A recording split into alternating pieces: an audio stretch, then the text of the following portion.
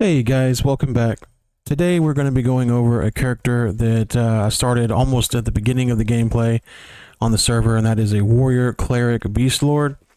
Now this one's going to be very similar to the character that we've already went over, which is the monk beastlord cleric, but with a few differences, and we're going to go over those real fast. So let's go ahead and head over. I've already got a respawning here for Plane of Fire. The warrior disciplines work a little different, where you're going to have a lot more discs for other, melee classes that are revolved around, reposting everything and defensive this, defensive that.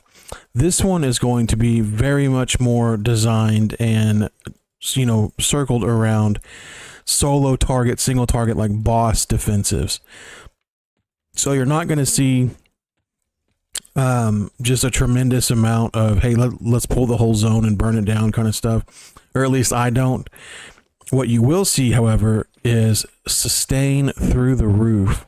So just like the other class, the trio has the Bloodlust, this one will have an additional version of Bloodlust called Rage of Rallosek, or Roars. Now, this is awesome because the other class, I'm having to use my supernal elixir in between my cooldowns for Bloodlust. Whereas on this class trio, I can use Bloodlust, and in between cooldowns of Bloodlust, I can also pop a Rage of Rallosek.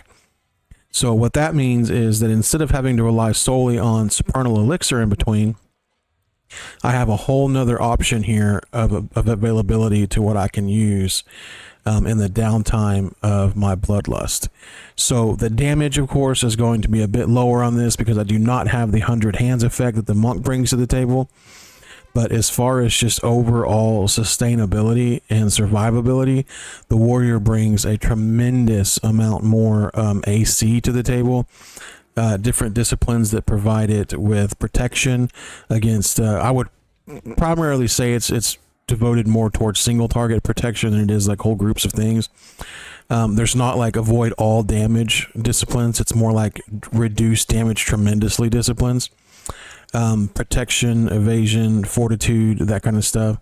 But you will still have all of the beastlord things as well in there. Bite of the ass, battle leap, all that kind of stuff that comes from warrior and beastlord together. So you will still have battle frenzy from the cleric. Divine avatar, all of that good stuff, but you're going to be much more kind of keyed up for solo target stuff. Like my other trio has a lot of issue with some of the bosses in Plane of Time solo, just because even though I'm slurping the heck out of the HP whenever I've got my Bloodlust going, whenever I'm in the downtime of Bloodlust, the supernal elixir just isn't enough to sustain me, and that's like a full minute that you're without. So you got to keep that in mind whenever you're playing, and this character is going to alleviate that that small gap in the delay just with the defensive abilities of the warrior versus the monk. So just remember, it's not a race with this character. You are going to have a little bit slower DPS. You just kind of got to burn them down and just watch their life go down as you do your thing. So very easy to kill stuff, though. Most of the time I don't even see my life drop, but we'll go ahead and display that here in just a second.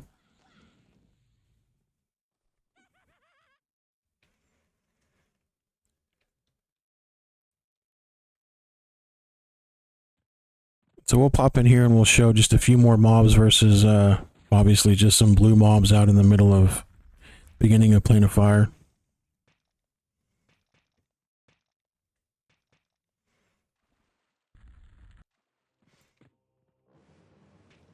So some cons to this class trio that I feel like just have got to be said is you have no way to skip engagement. The other class monk, you have imitate death, which is awesome. You can skip a lot of the trash that you don't want to be fighting, but unfortunately this trio will have none of that. So if you are wanting to get a trio that can skip right to the end of certain content and not have to clear your way there, this is not going to be the trio for you. So it really just depends on what you're looking for out of a class. So here we have switched over to 2 AoE weapons, and we're just burning through this stuff as we've got Bloodlust going. And as you can see, it's pretty efficient. These are obviously lower level mobs, so you're not going to see just a tremendous amount of kickback from them. But we're going to go out in the field here in just a second and kind of show against some higher mobs. Wow, I didn't realize this guy had like just bags and bags of trash.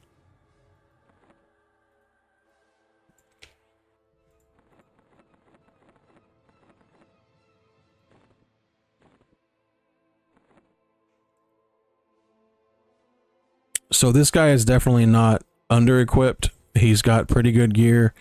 In the same sense, he's not over-equipped. He's not sitting here with, you know, all the defensive augs and everything like that.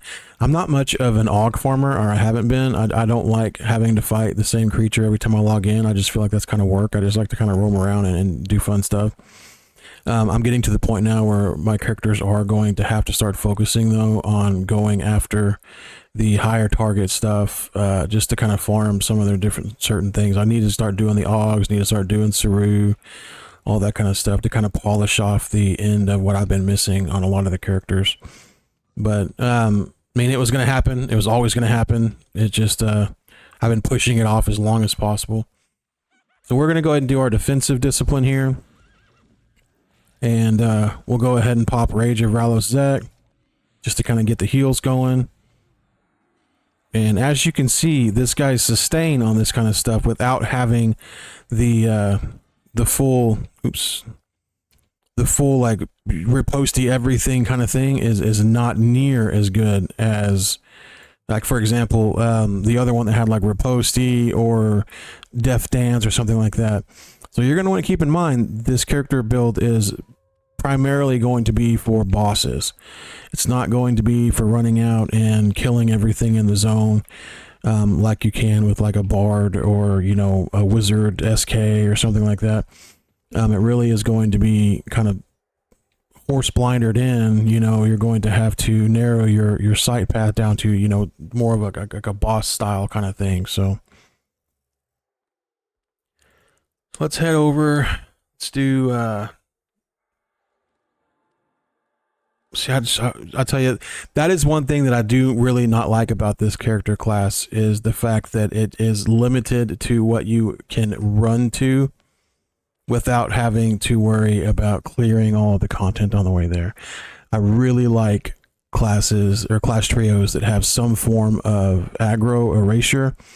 I like rogue, monk, bard, necro, SK, those kind of things that are going to give you the ability to kind of like skip through the content to get to what you want. Clearing an entire plane to get to that one boss that you need is it's definitely a chore. Like just then I was going to go show you guys the sleeper, and it's like I'm not going to fight through all of the sleeper's tomb to get to the sleeper at this point. So that does kind of have a downfall right there. Now, I know that if you're used to having something like that on your characters, most of the character builds that I know at least have some form of aggro, you know, push off. But this class trio absolutely does not. So just keep that in mind if that's something that you're okay with, or if that's something that's going to really just put a hamper on how you play.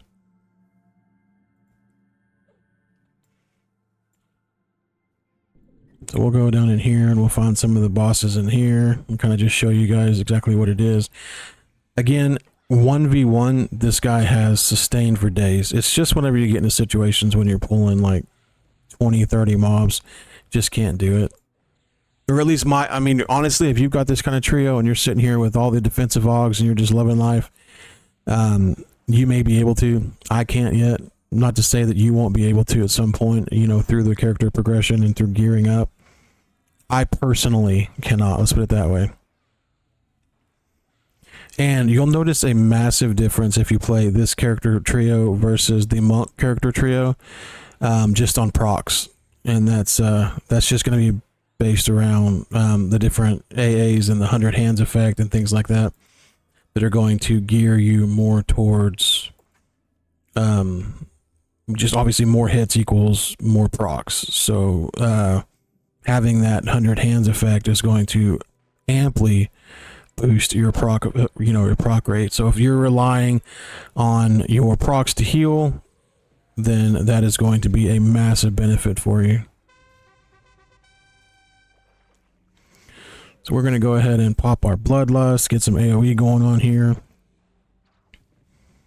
And right before we run out of, well, actually we're going to do it beforehand, but typically right before I run out of my AoE, I'll go ahead and pop back on my regular just to go ahead and heal up real fast. So it can easily handle small groups, but like I said, I mean, you're going to really want to focus on, 1v1 kind of combat on this character.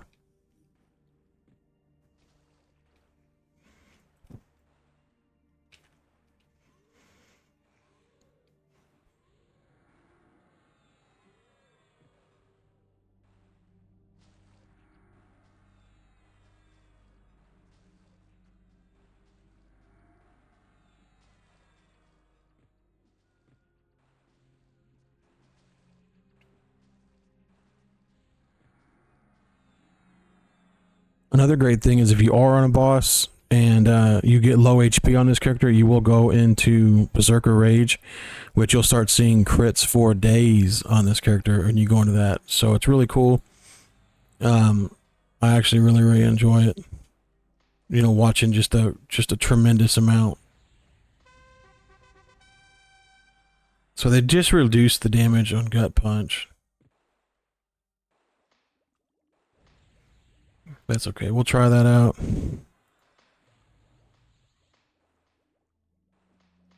Don't really need anything else right now, at least.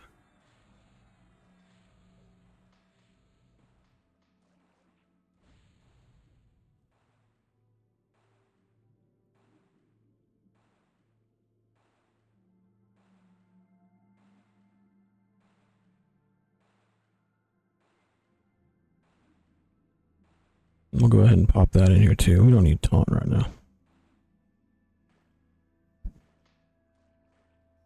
So basically we're going to run over here to the first boss and just kind of showcase this guy and kind of take a look at what he can do.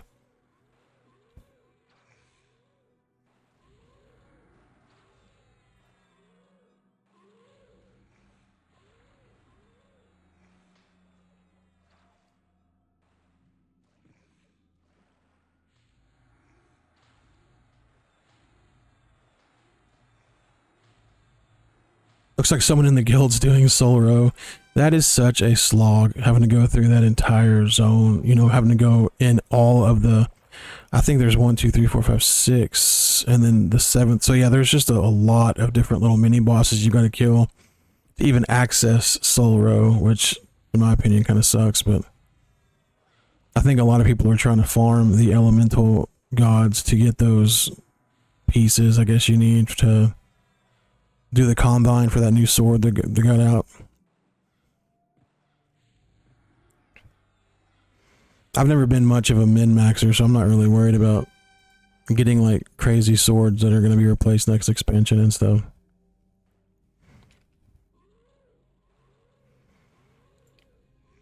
Because there's a lot of work that goes into that. Like a lot of work.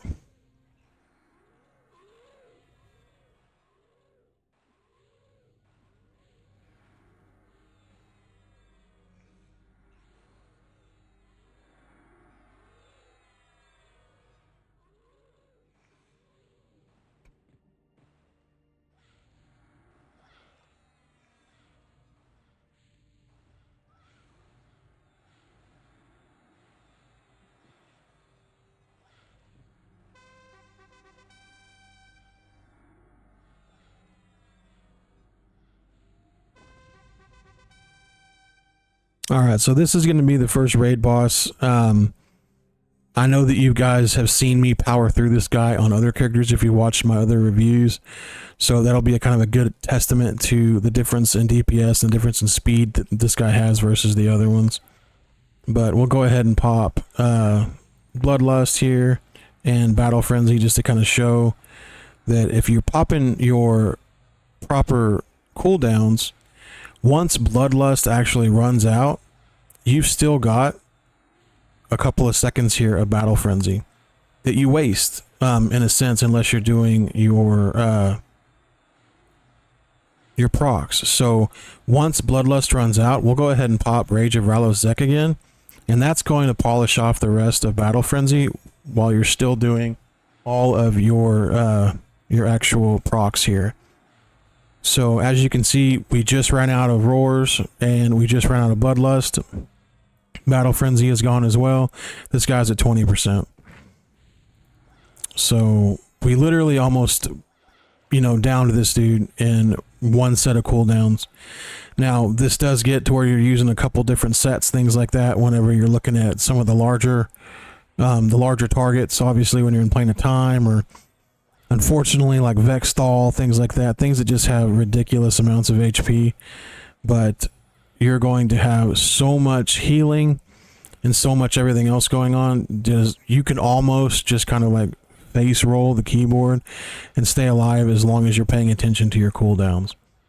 So all in all, I would say that this character is a lot less damage than the other character, but as far as what you can do, just pop in your evasives, pop in your other stuff, if you stay on top of your cooldowns and you stay on top of your Rage of Rallos Zek and Bloodlust, it's going to be very difficult for you to die on this character, unless you're just not paying attention to cooldowns, or you pull the whole zone or something like that. He's just not built for that. So, or at least mine is not built for that, let's put it that way. But yeah, I mean, I've had fun on him. I think that this character is a great trio. It's also a great trio if you're just starting out, to have something to kind of clear the initial content. Now, granted, everyone's going to say, well, go for a pet cuck or whatever, because, at that point you can clear all the content with just your mage pet and, et cetera, et cetera. But I personally have a pet cuck, and I found it, no offense, don't blast me in the comments, but I found it incredibly boring. And that's just because there wasn't really anything to do. You just you literally push pet in and you just sit back and press heal over and over again. I'm pretty sure I could macro a keyboard macro to literally go through most, if not all, content with that character trio just by spamming pet heal every 3 seconds. You don't run out of mana doing it. The pets are incredibly strong, especially if you equip them properly. So I'll do a review on mine. I think it's only level 62, so I'll have to buff it up a bit just to show and make sure I've got the right equipment on there. But I'll go ahead and do a review on it. I cleared content incredibly easy with it, so it's definitely extremely powerful. Again, I just didn't find it overly engaging. So even this guy, not being quite as powerful as even the monk beastlord cleric as far as just overall DPS, I find him still very much engaging. You have to pay attention to your cooldowns, things like that, or you can get yourself into a pretty bad position. You look up Blade Guardian real fast.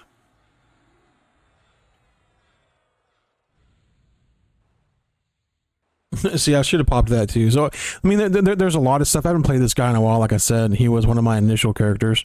So there's also a lot of stuff I'm not using just because of brain fog from playing, all the different trios.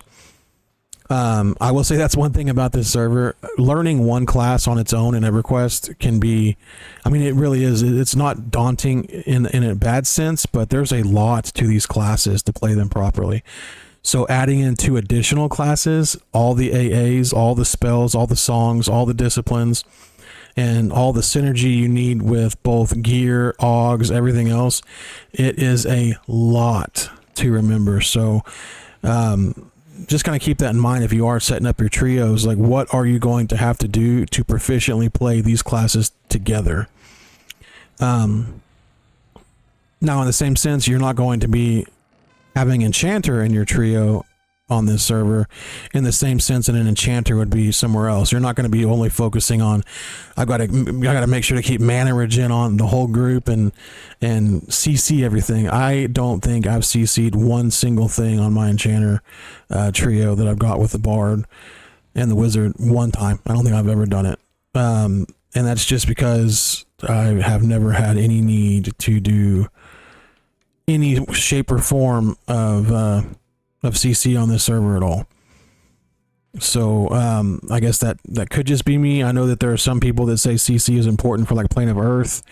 I personally despise Plane of Earth, so I don't really farm it. So maybe that's why I just don't care about that. So I don't know. I personally never really use it. So there are a lot of traditional senses to the classes that you're just not going to have to worry about like you would other places. So just kind of keep that in mind as well.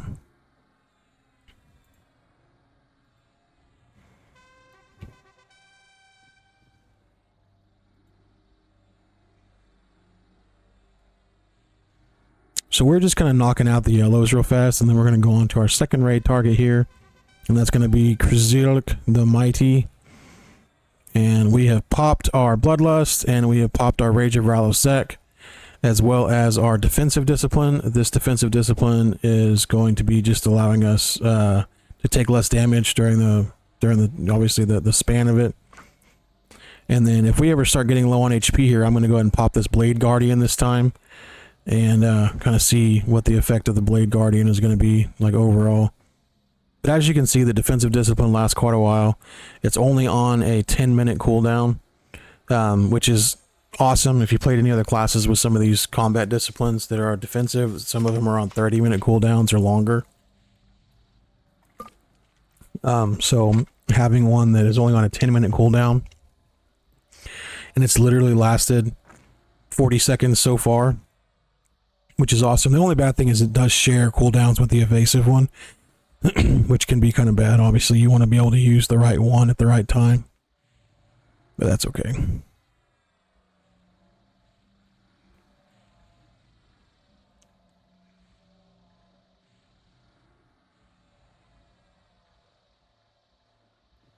So I haven't popped anything yet, Rage or Bloodlust. I'm trying to see how long this defensive thing lasts. So it lasts 3 minutes. For a 10-minute retimer or reuse, it lasts 3 minutes. That's huge. So yeah, definitely use the defensive, whenever you can. So we'll go ahead and pop Rage of Rallos and Battle Frenzy. Start pumping out some DPS on this guy. And we'll also make sure to watch our cooldown here. And when we lose Rage or Rallo-Zek, we're going to pop Bloodlust and make sure to polish off the rest of this Battle Frenzy with even more procs that are going to be obviously full crit here.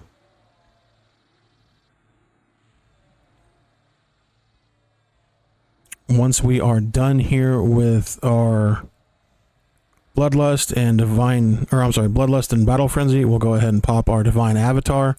That'll give us 2 full minutes here of additional proc rate, more damage, and what was it? I think it's something else. Let me make sure. I don't want to tell you guys the wrong thing.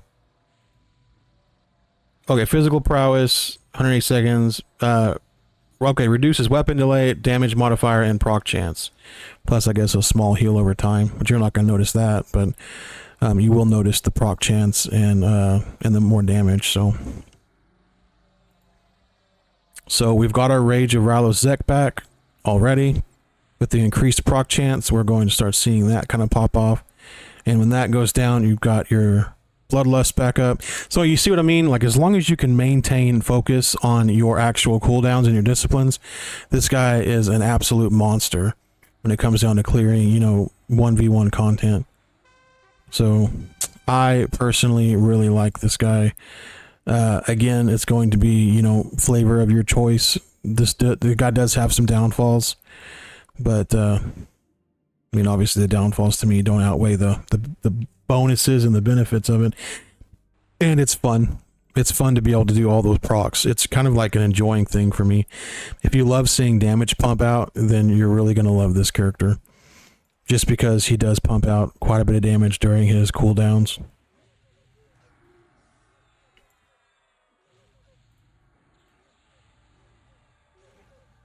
So Battle Frenzy still has a 2-minute downtime on it, so that's almost nothing. And we didn't even touch our beastlord cooldown. So you've still got Spirit Frenzy, bestial alignment, and of course you've got all of the other cleric cooldowns as well, such as Radiant Cure and everything else. To, if you've got your your big time curses and things like that. Some of the bosses are just a nightmare with the way they do their curses and stuff to like slow you down, things like that. So having that additional radiant cure there is huge. So even as we speak, this guy just gave us a pretty bad Mist of Enlightenment, it looks like. So we're going to go ahead and Radiant Cure that.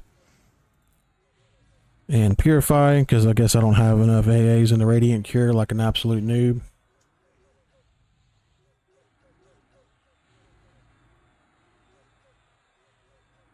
Yeah, absolute noob. But I'll obviously work on that. So we'll go ahead and pop Spirit Frenzy here. Spirit Frenzy is literally one of my favorite cooldowns. You'll start just seeing yourself just blast out the damage. Beastlord brings a lot to the table, in my opinion. I think they're probably one of the best things to add into a trio. Not only do you get a pretty savage pet with awesome procs, you've got supplemental heals, you've got one of the best heals in the game for pets. You've got Bloodlust, you've got the ability to dual wield if you're a character that doesn't be able to dual wield. Like if you're like a Paladin or an SK for your main and you add in a Beastlord, now you've got dual wield. There's just so much that it brings to the table, in my opinion, that it's really hard to sleep on them. It really is. They're really, really good. I've got several characters that have a Beastlord in the mix, and every single one of them, I love every single thing the Beastlord brings to the table. And they synergize really well with almost everything. Like typically a Beastlord is like part monk, part shaman with a pet. So you wouldn't want to put a shaman with one or a monk just because, you know, you would think they don't synergize well together. That is absolutely wrong. The Beastlord synergizes amazing with the monk. I don't personally have a shaman with one, but I can't see why they wouldn't synergize well. The shaman buffs are fantastic.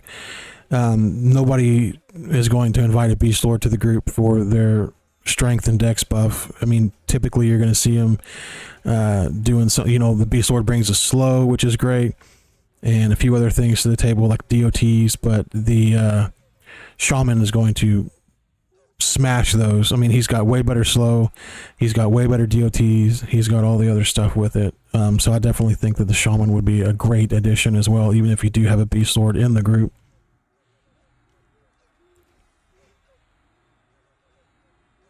So as you can see, I'm just sitting here gabbing, and you know, I don't think this guy's got me below 90%. I'm just sitting here doing my base cooldowns too. I'm not even using any defensives. I'm not using Battle Frenzy, any of that stuff. And this guy, okay, so I'm sorry, 85%. So I mean, I don't feel like you're going to have any issue, you know, tackling most of the content. Now, do I think that this guy's going to be a guy that goes in there and tackles Zeb without having like, you know, best in slot gear with all the augs and stuff? Absolutely not. But I feel with the right strategies and stuff, you're going to be able to tackle all the other content and plan a time with this dude. Especially if you go in, you know, you popped your heal over times and all the other stuff initially, and you go into the stuff prepared. I feel like you're going to be able to be just fine. So, but that is my review on Warrior Cleric Beastlord.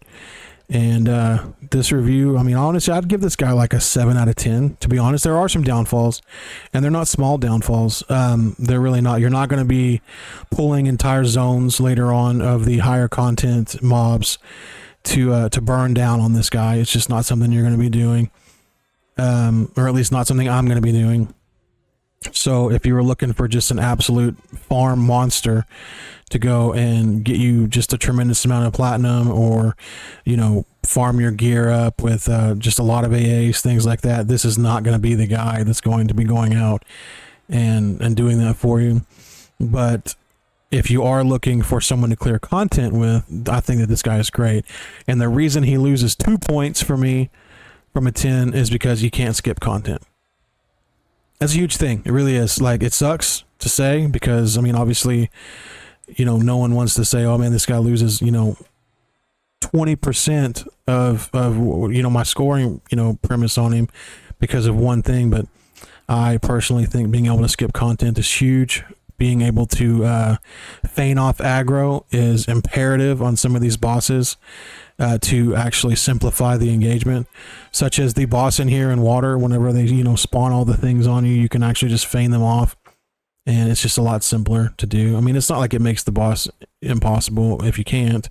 It just makes it easier. So a little quality of life thing there. But that's just my opinion. I like being able to skip content and have the ability to like feign off or fade or whatever. So, but that's it, guys. Hope you liked the video. If you haven't subscribed yet, please do. I've got a goal before the end of the year, and you guys are making it possible. Every video, I love every one of you. So thank you again, and I will see you all in the next video.